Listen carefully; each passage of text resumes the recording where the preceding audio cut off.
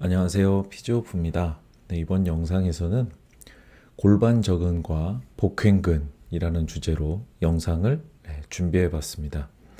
사실 이 펠빅과 관련된 내용을 준비하면서 사실 어떻게 내용을 좀 구성하고 전달을 해야 선생님들이 이 영상을 보시고 바로 환자분들에게 적용할 수 있을까라는 점을 좀 굉장히 많이 고민을 했습니다.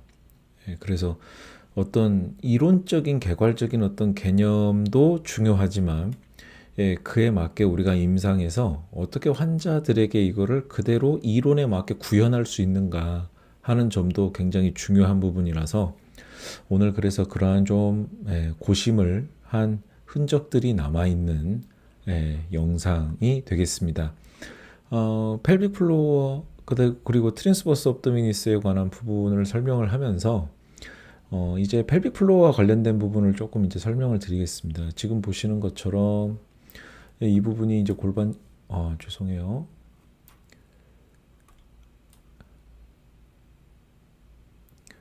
이제 이 부분이 이제 펠빅 플로어에 관한 내용을 이제 설명하는 내용이 되겠는데 이 부분에 보면 이제 방광이 되겠고 또 여기서 이렇게 보면 여성분들이라면 이제 자궁 쪽이 되겠죠. 여기 그림에 이제 묘사된 신체 조직이 기관이 이제 이렇게 묘사가 되어 있는데 여기서 중요한 점은 뭐냐면 펠빅 플로어의 역할에 대해서 조금 말씀을 드리고 싶은 겁니다. 그래서 먼저 이렇게 예시 그래서 먼저 이렇게 예시로 되어 있는 부분을 조금 이제 우리가 살펴보면 이 물에 해당하는 부분, 배가 이제 사실 어떻게 보면 바다, 물 위에 떠 있잖아요. 그래서 사실 이 배는 신체 기관들에 비유할 수가 있습니다. 그리고 그 각각의 옆에 이렇게 이제 고정이 되어 있죠. 이렇게 물 위에 떠 있는 배는 고정을 할 때 로프에 적절한 긴장감을 가지고 배를 고정시킬 수가 있습니다. 즉 다시 말하면 이 물에 의한 부력으로 인해서 배가 이렇게 떠 있게 되죠. 배가 떠 있게 되기 때문에 이 로프에는 과도한 긴장이 실리지 않는 겁니다. 그냥 어느 정도의 팽팽한 정도만 있다면 이 기관이 제 위치에 이제 있을 수 있는 건데요. 이 부력을 제공해주는 물이 없다고 생각해 보세요. 그러면 배가 이렇게 이제 중력에 의해서 이제 사실 어떻게 보면 내려앉으려고 할 거잖아요. 그러면 이 두 개의 로프에 매달리는 형태가 돼버리기 때문에 과도한 긴장감이 실리게 되겠죠. 그로 인해서 이제 문제가 발생하게 되겠고요. 이와 비슷한 비유인 겁니다. 그러니까 펠빅 플로어의 역할이요. 마치 부력을 제공해주는 물처럼 이 골반 안쪽에 들어있는 신체 기관들을 아래에서 위로 받쳐주는 역할을 하는 거죠. 그래서 이렇게 뼈에 붙어있는 부분들, 인대나 혹은 힘줄 이러한 부분들이 적절한 긴장을 가지고 신체 기관의 위치를 유지할 수 있게 이렇게 해주는 것인데요. 만약에 이제 이런 밑에서 위로 받쳐주는 그런 힘이 부족하거나 다시 말하면 약화되게 되면 어떤 현상이 생길까요? 당연히 이렇게 뼈에 부착되어 있는 인대나 힘줄 이러한 부분들에 영향을 미치게 되죠. 그래서 긴장으로 인한 문제가 이렇게 발생을 할 겁니다. 어떨 때는 이런 긴장들이 이상근 쪽으로 이렇게 나오게 되면서 생기는 이상근 통증처럼 이렇게 피리포미스 신드롬처럼 이렇게 통증이 나오는 경우도 있을 것이고요. 이러한 부분들이 또 어디로 나갈 수 있을까요? 이쪽 세이크럼 쪽으로 SI 조인트 페인이나 그 다음에 콕시스 이 주변으로 인한 꼬리뼈 좌골 쪽, 좌골결절 쪽에 통증을 유발할 수도 있겠죠. 자, 이래서 펠빅 플로어 머슬에 대한 어떤 기능의 약화는 골반 주변에 다양한 통증을 일으킬 수 있는 겁니다. 사실 이게 그래서 골반 저근을 활성화시키고 골반 저근이 제 역할을 할 수 있도록 해주는 것이 그래서 굉장히 이제 유의미하고 치료에 있어서 어떤 성패를 가르는데 굉장히 중요한 부분이죠. 자, 그러면 골반 저근의 약화가 혹은 과활성화가 일어나는 그 모습은 어떤 형태로 나타나느냐 하는 거를 잠깐 이제 말씀을 드리고 싶은데, 지금 여기 보면 이제 콕시지우스 머슬이죠. 꼬리뼈에서 이렇게 붙어 있는, 좌골 쪽으로 이제 붙어 있는 이런 근육들이고, 이제 여기 이쪽에 보시면 이제 이러한 신경들이 모여서 하나로 합쳐지게 되는데, 여기가 바로 이제 좌골 신경입니다. 사이아틱 너브가 이제 있게 되고, 이 영역에 바로 이제 피리포미스가 있게 되죠. 그래서 펠빅 플로어의 가장 바깥층이 이제 피리포미스다라는 사실은 제 영상을 보신 분들은 헷갈리지 않으실 겁니다. 펠빅 플로어에 포함되는 근육인 겁니다. 무엇이요? 피리포미스가요. 그래서 피리포미스 따로, 펠빅 플로어 따로 이렇게 생각하시는 게 아니라 골반 저근의 가장 바깥층이 이제 피리포미스 이상근이라는 거를 이제 절대 헷갈리지 않으실 수가 있겠죠. 자, 그런데 한 가지 이제 중요한 점이 있습니다. 자, 보통 이제 저희 병원에도 이제 내원하시는 환자분들을 보면 어떤 형태의 환자분들이 종종 계시냐면 엉덩이 쪽의 통증이 뭐 1년 혹은 뭐 2년 이상 이렇게 되는 분들이 많으세요. 자, 그런 경우라면 어떤 형태가 될 수 있을까 하는 부분인데요. 이 펠빅 플로어 전체를 이렇게 놓고 봤을 때 엉덩이 통증이 있으려면 당연히 이제 이렇게 후방 쪽에 어떤 곽인장이 유발된다라는 점을 우리가 쉽게 유추를 할 수가 있겠죠. 자, 이쪽에 곽인장이 생긴다는 얘기는 뭐냐면 아까 이제 살펴봤던 배 위에 떠 있는 그 모습을 상상하시면 되겠습니다. 자, 펠빅 플로어가 이렇게 이제 아래에서 위로 받쳐주는 역할을 하는데요. 앞쪽이 펠빅 플로어에 해당하는 앞쪽이 받쳐주는 힘이 모자란 겁니다. 이 힘이 모자라요. 그러면 요 안에 들어있는 어떤 일련의 조직들은 어떻게 되겠습니까? 밑으로 내려 앉으려고 하는 스트레스가 더 가중되게 되겠죠. 자, 그렇게 되면 안 되니까 후방 쪽이 그나마 지금 제 기능을 하고 있던 후방 쪽이 더 꽉 조여주는 겁니다. 이것을 우리는 무엇이라고 부르냐면 과활성화 이렇게 부르는 거죠. 그래서 이쪽 앞부분이 만약에 약화되어 있다면 앞부분이 약화되어 있는 만큼 뒷부분이 조여주는 역할을 더 할 겁니다. 그래서 이쪽 골반 안쪽에 담겨 있는 내장 기관들이 제 위치에 있을 수 있도록, 다시 말하면 물의 부력과 같은 힘이 모자라거나 부족해지지 않도록 이 후방 쪽에서 더 압력을 꽉 증가시키는 거예요. 과수축을 통해서. 자, 그러니까 항시 여기 뒷부분은, 특히 항문 관략근 위주의 이 뒷부분은 항상 긴장 상태에 놓여 있게 되죠. 항상 이 부분은 긴장 상태에 놓여 있게 되는 거기 때문에 이 긴장들이 엉덩이 주변으로 통증을 일으키기도 하고, 이 엉덩이 통증의 장기화는 이제 표면 기립근에도 영향을 줍니다. 표면 기립근에도 영향을 줘서 이제 톤이 높아지게 되기도 하고, 그다음에 SI 조인트에도 문제를 일으키죠. SI 조인트가 딱딱한 느낌을 가져오는 긴장감을 초래하기 때문에 SI 조인트에도 통증을 유발할 수가 있습니다. 자, 그래서 이 과활성화를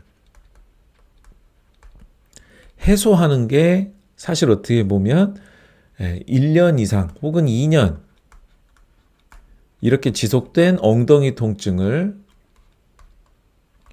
해결하는데 정말 중요한 부분이라고 할 수 있습니다. 자, 그러면 이제 여기서 중요한 포인트가 있어요. 제가 이제 강의 때도 말씀을 드리지만, 자, 그러면 예를 들어서 펠빅 플로어 후방이 과활성화돼 있다면, 자, 우리가 펠빅 플로어 머슬의 과활성화가 후방이 돼 있다면 우리는 이 과활성화된 부분을 더욱더 쓰게 만드는 게 아니라 그동안 덜 써왔던 이 부분, 특히 이제 요도 관략근 쪽이나 이런 부분들을 포함한 퓨빅 심피시스 주변에 있는 비교적 골반 저근의 앞부분이라고 해당하는 이 부분을 활성화시키려고 노력하다 보면 자연히 후방 쪽에 있는 긴장감은 떨어지게 돼 있습니다. 왜냐하면 이 친구가 과활성화되는 이유 중에 하나가 바로 골반 저근의 앞부분에 해당하는 부분에 어떤 약화로 인해서 생길 수 있기 때문에 그런 것이죠. 물론 펠빅 플로어가 과활성화되는 문제가 그러면 요도관략근이 약해서 후방 쪽이 약해지는 거냐 이렇게 절대적으로 단정 지을 수는 없습니다. 왜냐하면 이것은 어떻게 보면 결과론적인 얘기거든요. 그러면 펠빅 플로어 앞쪽이 약화되는 이유가 또 있을 거 아니에요. 이 부분이 약해지는 부분. 자, 이 얘기를 들어가자면 또 굉장히 복잡해지는데 단순하게 어쨌든 조금만 설명을 드리면 이 앞부분이 약해져 가는 가운데는 손상이 있을 수 있습니다. 왜냐하면 요도와 자궁을 연결해주는 이런 힘줄들이 있는데요. 인대들이 있습니다. 그런 이 인대들이 어느 한쪽이 파열이 되거나 출산으로 인해서 그렇게 함으로 인해서 한쪽으로 파열이 되면 이쪽이 우측이고 이쪽이 좌측이라고 했을 때 자궁이 한쪽으로 왼쪽이나 오른쪽으로 편향이 될 수도 있고 거꾸로 요도, 방광이 이렇게 있겠죠? 방광이 자궁하고 눌리면서 문제가 생길 수도 있고 그렇습니다. 그러니까 이 요도에 그 관여되는 방광, 그 다음에 자궁, 이 모양이 변할 수 있다는 얘기예요. 외상이나 뭐 엉덩방아를 찐다거나 아니면 출산으로 인해서 생기는 문제들로 인해서 인대가 파열된다거나 대표적으로 그렇게 하다 보면 펠빅 플로어의 앞부분이 어떻게 되냐면 기능이 떨어지기 때문에 후방에서 더 과활성화 될 수 있는 요건이 형성이 될 수가 있어요. 그래서 대표적인 예가 이런 예죠. 뭐 그 밖에도 여러 가지 어떤 병리적인 혹은 여러 가지 어떤 그 손상에 따라서 생길 수 있는 그런 여러 가지 요소들이 있지만 그거를 이 영상에서 다루고자 하는 게 아니라 지금 우리가 얘기하는 거는 펠빅 플로어 후방이 과활성화 될 수 있는 요소 중에 하나가 바로 이 앞부분의 약화 때문일 수 있다라는 거를 지금 말씀을 드리고 있는 겁니다. 그래서 얘가 약화되어 있는 거를 조금 더 자극을 줘서 이 부분을 활성화시키면 앞부분을 활성화시키면 자연적으로 과활성화되어 있던 상태는 감소하게 된다라는 거죠. 실제로 이 논리를 이용해서 환자분들을 지금 치료하면서 많은 효과를 거두고 있는데요. 여러분들도 이제 그 환자분들 케이스를 만나다 보면 이런 경우가 있을 거예요. 숨이 잘 쉬어지지 않는다거나 아니면 의자에 오래 앉아있기가 힘들다거나 혹은 음식을 먹었는데도 제대로 소화가 잘 되지 않는 느낌을 느낀다거나 밤에 잘 때 과호흡이 일어나는 것 같아서 수면의 질이 많이 깨진다거나 그래서 이제 잠에서 자주 깬다거나 이런 호흡과 관련된 부분 그리고 이 퓨빅 심피시스에서부터 이렇게 복직근이 올라가죠. 그리고 여기에 이제 검상돌기 이 부분에서 연결이 됩니다만 그러면 여기 상복부의 답답함, 깝깝함 혹은 무언가 막힌 느낌 이런 느낌들을 가져올 수 있는 요소들이 바로 여기에 해당이 되는 겁니다.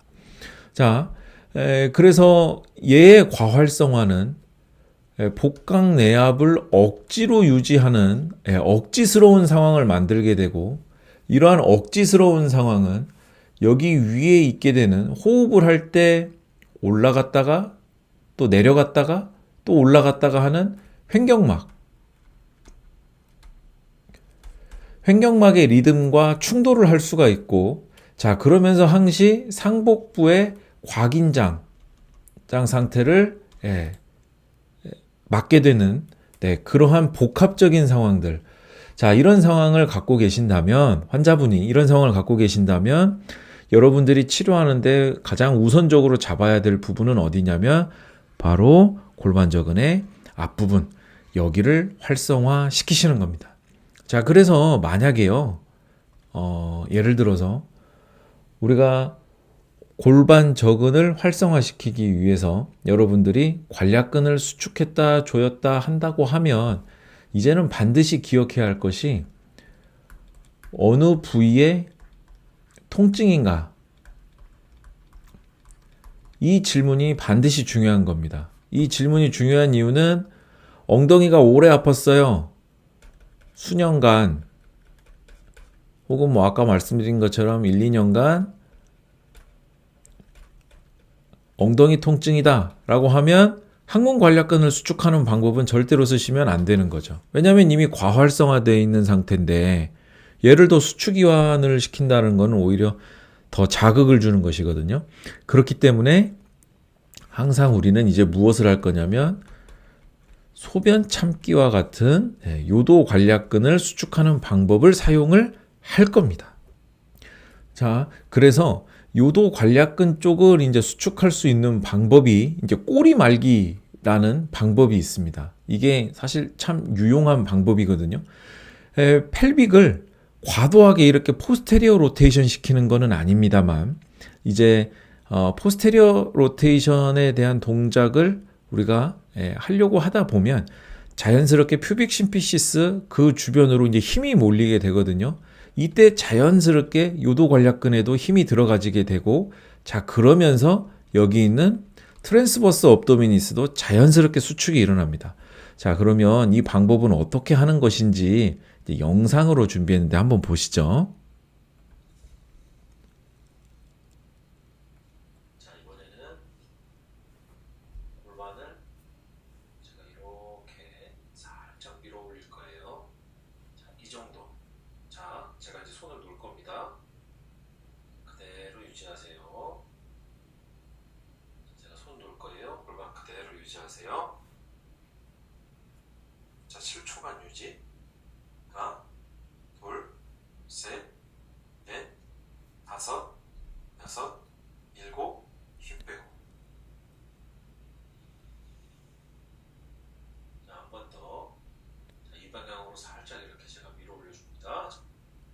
자, 이대로 버티세요. 이대로 버티세요. 자, 그대로 유지.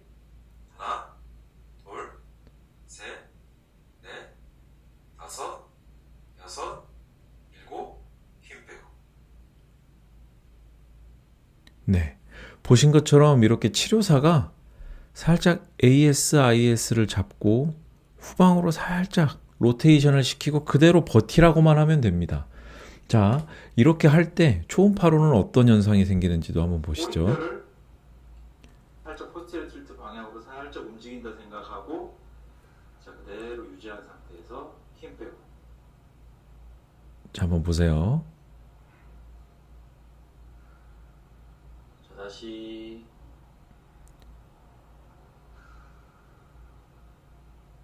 자, 복행근 수축하는 거, 여기서 이렇게 수축하는 거 바로 눈에 띄지요. 힘 빼고. 자, 다시 한 번 더.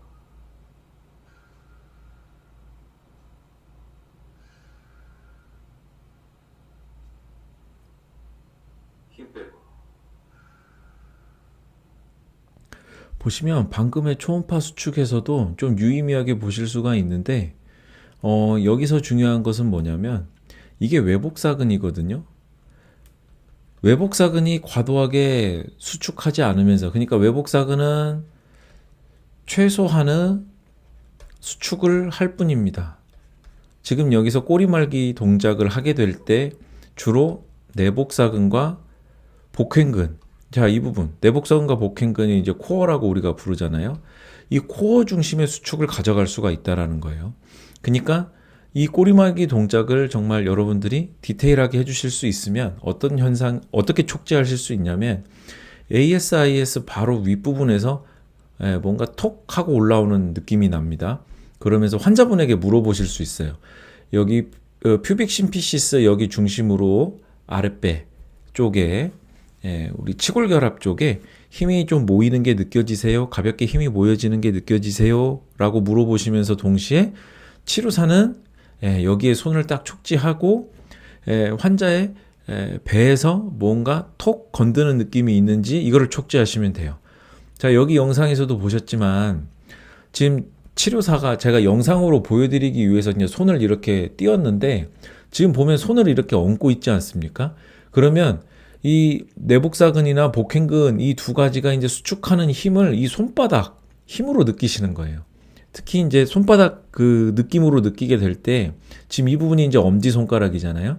그러니까 이제 우리 그 엄지손가락에 해당하는 그 손바닥 부분, 무지구라고 하죠. 디나머슬. 자, 그 부분으로 이렇게 수축하는 느낌을 느끼면 꼬리말기 하면서 이렇게 딱 올 때 무언가 안에서 툭 밀고 내 손바닥을 좀 밀고 올라오는 느낌이 아주 약하게 느껴지거든요. 근데 이게 한 번에 확 밀고 올라오는 느낌, 굉장히 강한 느낌, 그리고 뚜렷한 자극이라면 그것은 오히려 내복사근과 복행근이 쓴 게 아니라 외복사근이 썼을 확률이 높습니다.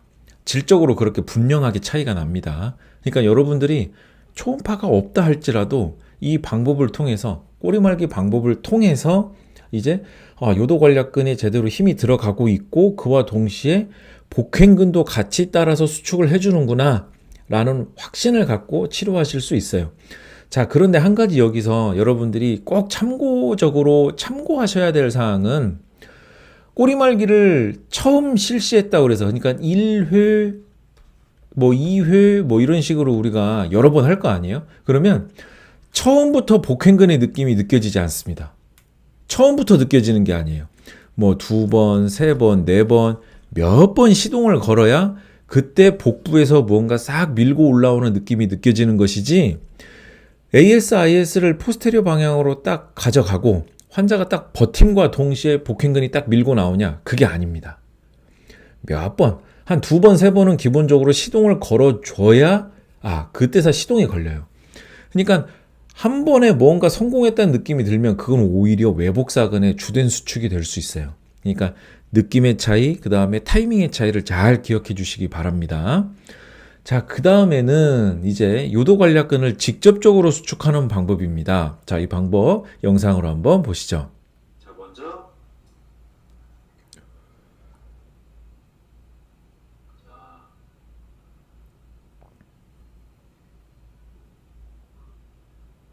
먼저 관략근에 힘주고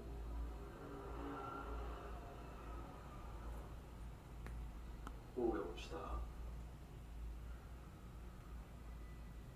아니 지금 관략근에 힘 준 거 맞아? 그러니까 우리가 하는 대로 최대한 힘 줄 수 있는 힘의 30% 정도 지금 힘 준 상태에서 지금 하는 거 맞지? 자, 다시 힘 빼고, 자, 다시 관략근 힘 주고,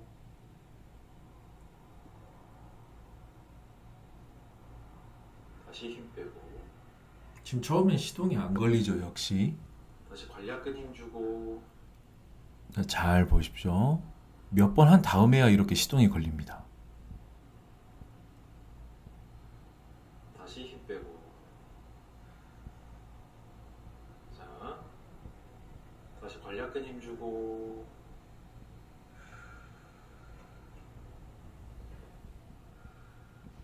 네, 시동이 걸린 후에는 이제 잘 먹는 걸 볼 수 있어요.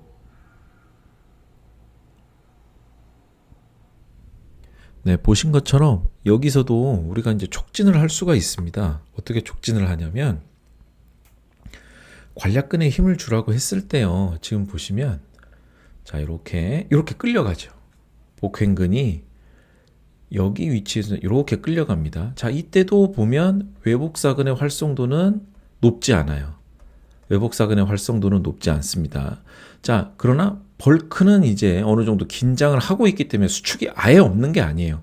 자, 그래서 내복사근과 복행근이 이렇게 잘 사용되고 있는데 지금 초음파 프로브를 댄 이 부분이 바로 여기 밑에 ASIS가 여기 있습니다. 그리고 약간 이제 위로 올라가서 이렇게 이 부분에 촉진을 하면 배에서 살짝 밀고 오는 느낌이에요. 한 번에 확 밀고 오는 느낌.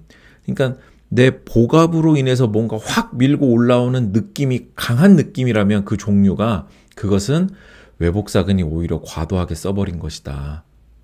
이거 꼭 잊지 마십시오.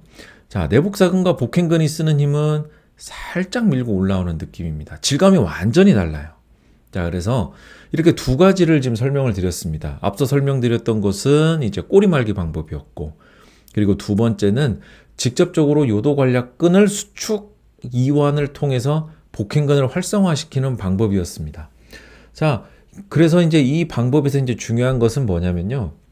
요도관략근이 힘을 먹어야죠. 요도관략근이 힘을 먹는 것으로 끝나는 게 아닙니다. 제가 여기 제목을 뭐라고 했냐면 요도관략근 수축을 이용한 복행근 활성화 그랬잖아요. 이 두 가지가 같이 맞아야 되는 거예요.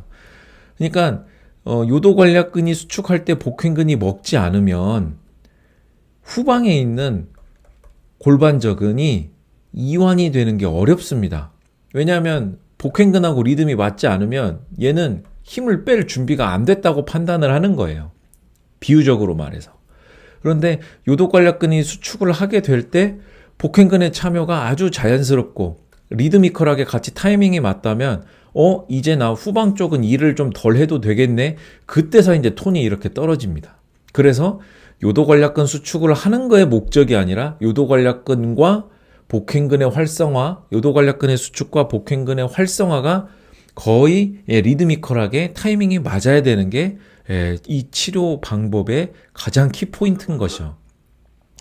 그래서 오늘 이렇게 이제 제가 이제 설명을 드린 부분인데요.